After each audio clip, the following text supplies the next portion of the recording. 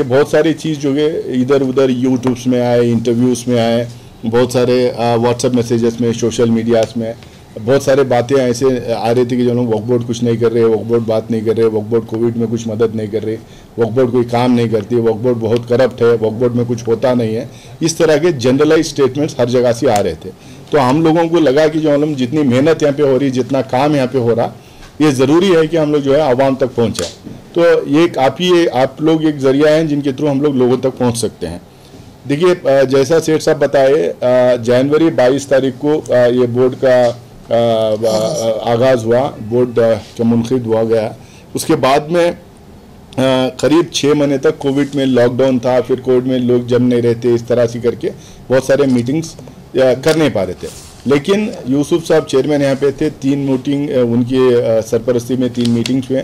उसके बाद में जो है 1-1.5-2 महीने तक का हमारे पास CEO ACO भी नहीं थे और साथ में चेयरमैन भी नहीं रहने की वजह से मीटिंग नहीं हो पा रही थी।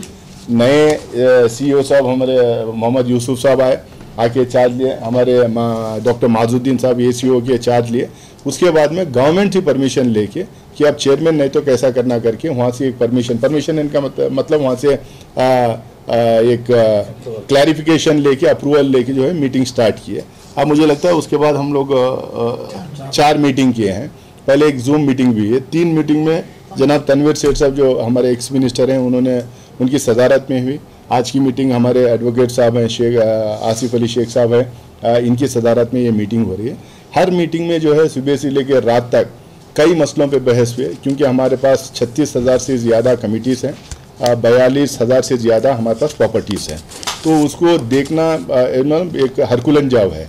एक मीटिंग में हम लोग बहुत सारा तय नहीं करते, इसीलिए बहुत सारे डिसीजंस लिए गए। कोविड के टाइम पे ही हम लोग की जो है मीटिंग्स में, कमिटीज़ में इन तमाम चीज़ों पे कम हम लोग ध्यान देंगे। और कोविड के टाइम पे बहुत सारे सर्कुलर्स ऐसा हम लोग गवर्नमेंट के सर्कुलर्स को सपोर्ट करते हुए भी और हिंदुस्तान में जो हालात हो रहे थे उसको मद्देनज़र रखते हुए भी बहुत सारे सर्कुलर्स हम लोगों ने निकाला। और बोर्ड के पास कभी भी जो है ऐसा नहीं हुआ कि बोर्ड के पास एक्सेस फंड्स थे जिससे लेके हम डायरेक्ट किसी मुसलमान की मदद करें या आम मुसलमानों की मदद करें, ऐसा कभी नहीं हुआ। हमारे पास 7% जो कंट्रीब्यूशन वक्फ बोर्ड को आता है उसमें हमारे एम्प्लॉयज़ के सैलरीज देने में और मैनेजमेंट के लिए ही वो पैसा निकल जाता है।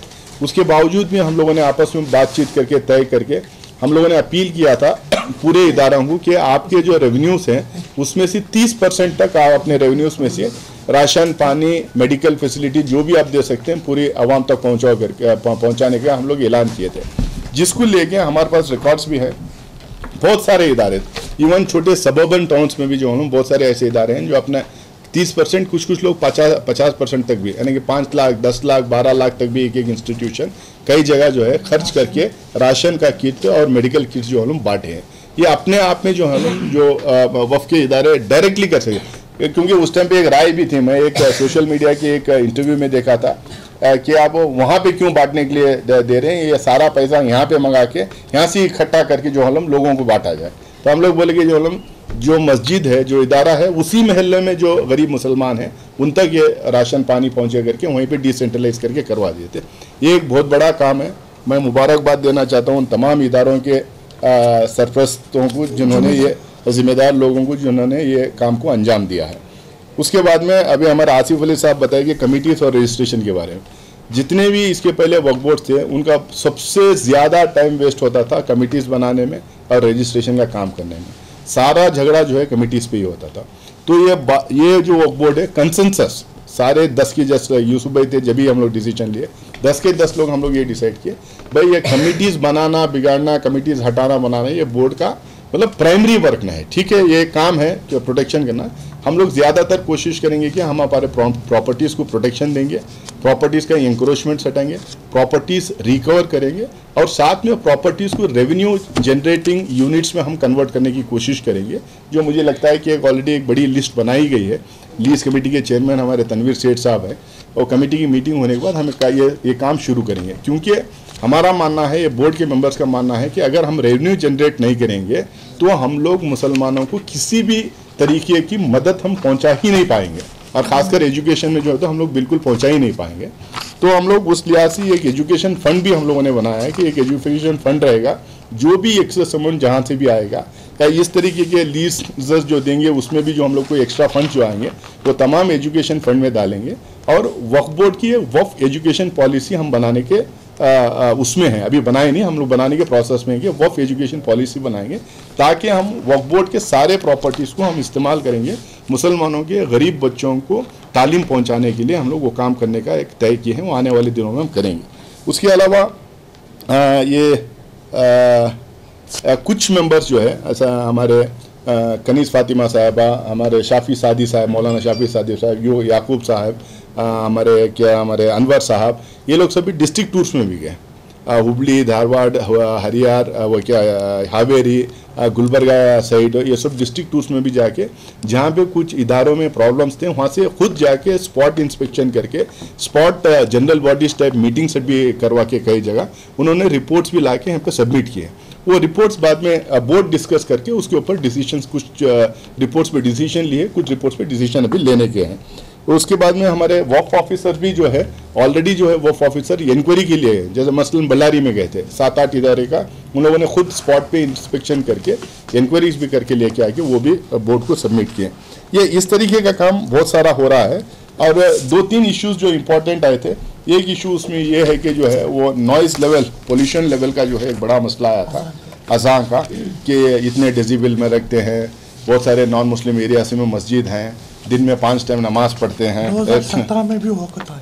हाँ, 2017 में भी आया था, फिर आया था, मुझे लगता है डीजी एक प्रवीण सूद साहब शायद दिए थे, वो दिए थे, बाद में डिनाई करके उसके ऊपर कार्रवाई तो होना, कार्रवाई है ना। ये इशू भी आज हम टेकअप किए हैं। अब इसके ऊपर एक राय हम लोग बना के हम लोग सरकार को इसके ऊपर भी हम लोग लिखने वाले हैं। इसके बाद में हम लोग एक डिसीजन ये किएंगे, पहले ऐसा होता था 3 साल के बाद जब कमेटी ख़त्म होती है तो वो जो है 4 साल, 5 साल, 6 साल हो जाते थे। हम लोगों ने ये डिसीजन लिया कि 3 साल जैसे ही कंप्लीट होते हैं कमेटी के ऑटोमेटिकली डायरेक्ट मैनेजमेंट में हम ले लेंगे। 2 महीने या 3 महीने के अंदर जो है उसका इलेक्शन कंप्लीट करा के हम उसको वहाँ पे कमेटी के हवाले उसको उस इदारे को करेंगे। और साथ ही साथ में एडमिनिस्ट्रेटर्स, ये पहले देखा गया कि एडमिनिस्ट्रेटर्स बहुत जगह लगाया गया। अब मसला में एक डिस्ट्रिक्ट में 25 जगह एडमिनिस्ट्रेटर्स हैं, उसके ऊपर भी बात हुई। वहाँ पे भी हम लोग बोले हैं कि अगर कमेटी होती है तो चेक्स एंड बैलेंसेस कमेटी के अंदर होते हैं। 20-21 लोग होते हैं तो अगर 2-4 लोग कुछ गड़बड़ भी कर रहे हैं तो 2-4 लोग उनके ऊपर चेक्स करते हैं। ये चेक्स एंड बैलेंसेस कमेटी में होता है।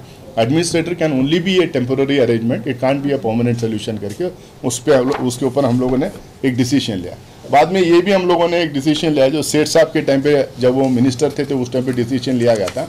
एक ज़माने में ऐसा था कि हज़ारों कमेटियों में जो है एड हॉक कमेटीज हुआ करती थी, हज़ारों कमेटियों में, एक नहीं दो नहीं, हज़ारों कमेटियों में।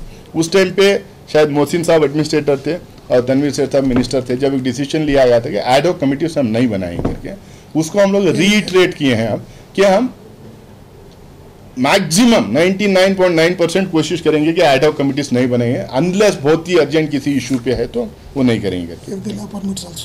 Law permit also. और उसके बाद में तालीम को लेके वो जो हम तो ये बोले, ये ड्रॉप आउट्स जो हो रहे हैं हमारे स्कूल्स में, जो हमारे कौम के बच्चों में जो drop out specially Urdu schools वगैरह में जो हो रहे हैं, उसको कैसा हम लोग को फिलअप करना करके बोल के उस पर एक राय बनाए हम लोग। अच्छा, वो जो अच्छे मस्जिद कमेटी यानी दरगाह है, जो भी इंपॉर्टेंट कमेटीज होते हैं उनको जिम्मेदारी दे के उनको स्कूल्स अटैच करने का एक काम करने का ये कर रहे हैं एक। और दूसरा ये जो है हमारे पेश इमाम और मौज़िन, इनका जो एनरोलमेंट है जहाँ से हॉनोरेरियम मिलता है वो मेरे ख्याल से करीब 50-55% है अभी तक। 12,000 चिल्लर है। हाँ, वही 50-55% है जो अभी रजिस्ट्रेशन हुआ।